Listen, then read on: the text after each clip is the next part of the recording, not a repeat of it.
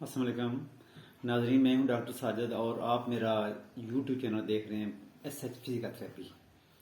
नाजरीन, जो मेरी पिछली वीडियो आई थी आपके पास वो थी फ्रोज़न शोल्डर के बारे में कि फ्रोज़न शोल्डर है क्या और फ्रोज़न शोल्डर क्या होता है या उससे बाकी जो रिलेटेड डिजीज़ें हैं, बीमारियां हैं वो क्या होती हैं। हर जो कंधे का दर्द है वो फ्रोज़न शोल्डर नहीं होता, या हर कंधे के दर्द में कंधा जाम नहीं होता।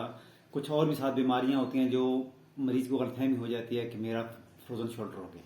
लेकिन आज जो बात चलेगी वो सिर्फ कंधे के जाम होने के बारे में या फ्रोजन शोल्डर के बारे में चलेगी कि फ्रोजन शोल्डर क्या होता है। जब फ्रोजन शोल्डर स्टार्टिंग होता है, सबसे पहले आपके ये मसल थोड़े टाइट हो जाते हैं, ये वाले सामने वाले और ये पीछे वाले, ये ऊपर वाले मसल टाइट होते हैं और आपको बाजू हिलाने में, ऊपर ले जाने में दिक्कत होती है।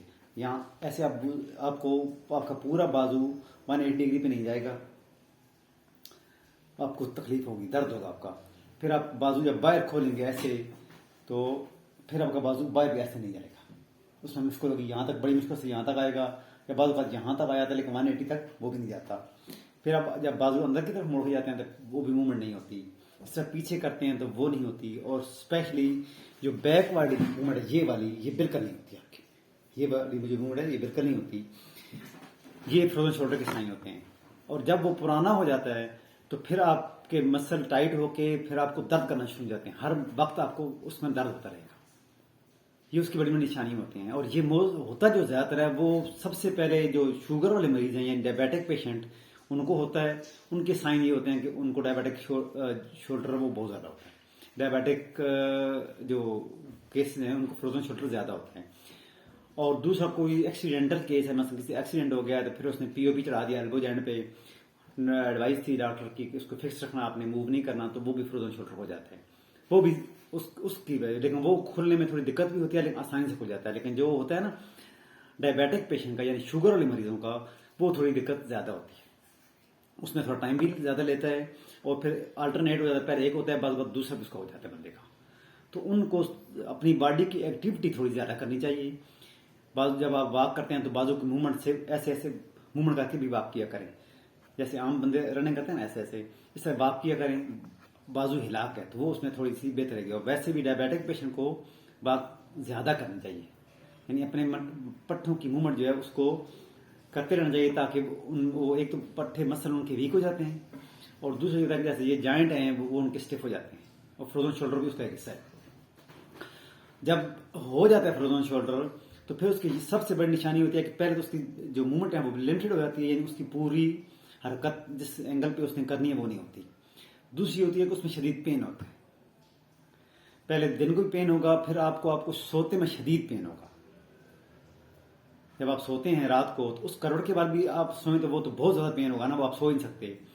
उसके अलावा भी आप जब रात को सोते हैं तो शोल्डर फ्रोजन का पेन रात को ज्यादा होता है बनस्बत दिन के। दिन में थोड़ा सा ये होता है कि आप हल्का फुल्की मूवमेंट आपकी रहती है, आप वाक भी करते रहते हैं और इसकी थोड़ी बहुत एक्टिविटी भी होती रहती है, तो उसमें इतनी ज्यादा पेन नहीं होती।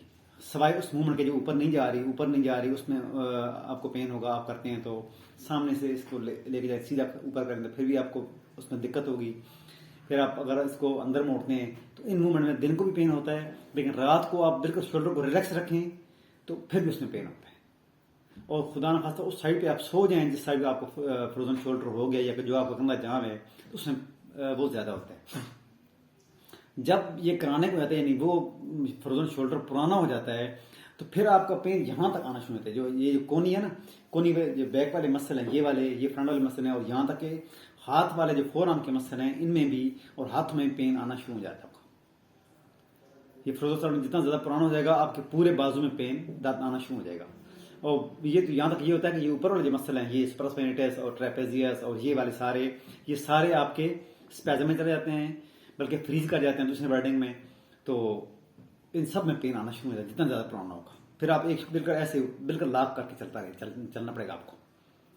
तो जो इसकी आपको साइन मिल जाते हैं स्टार्टिंग में ही कि मुझे फ्रोजन शोल्डर हो गया या हो रहा है या मेरा कंधा इतनी मूवमेंट नहीं कर रहा, तो आप फौरन किसी हॉस्पिटल में किसी फिजिकल थेरापिस्ट से मिले।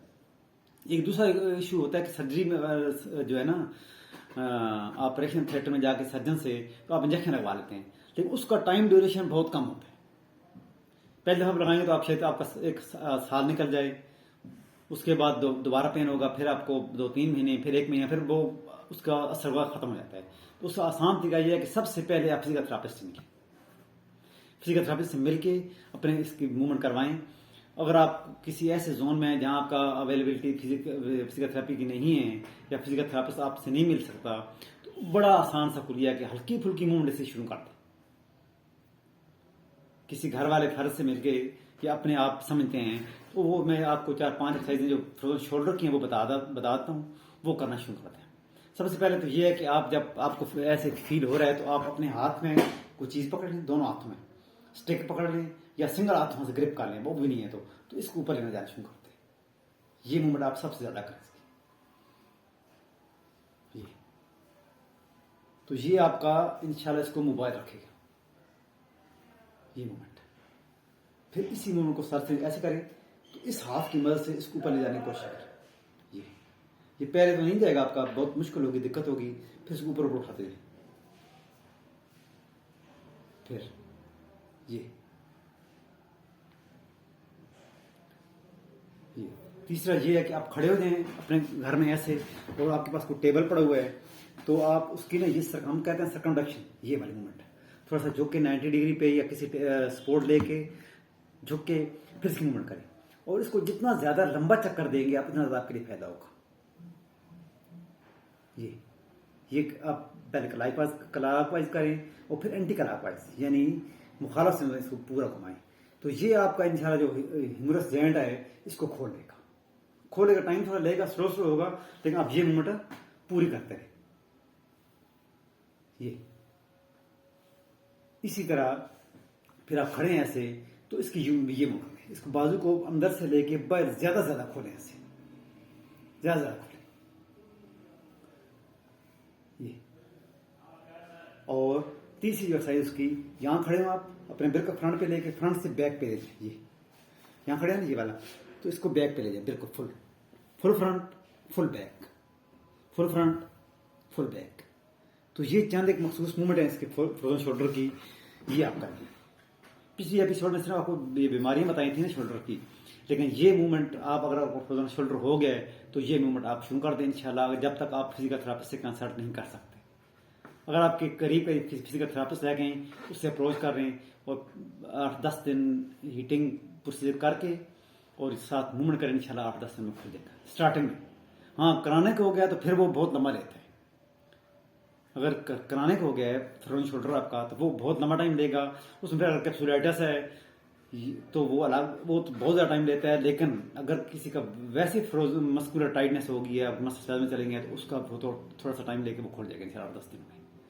उम्मीद आपको वीडियो पसंद आएगी, इसको लाइक करें, शेयर करें और चैनल को सब्सक्राइब जरूर करें, क्योंकि हर मेरी जो अगली नेक्स्ट वीडियो आएगी वो आप तक खुद पहुंच जाएगी। आप उसको दोनों पिछली वीडियो के साथ कंपेयर करके देखेंगे तो आपको सारी बात समझ आएगी। बहुत शुक्रिया।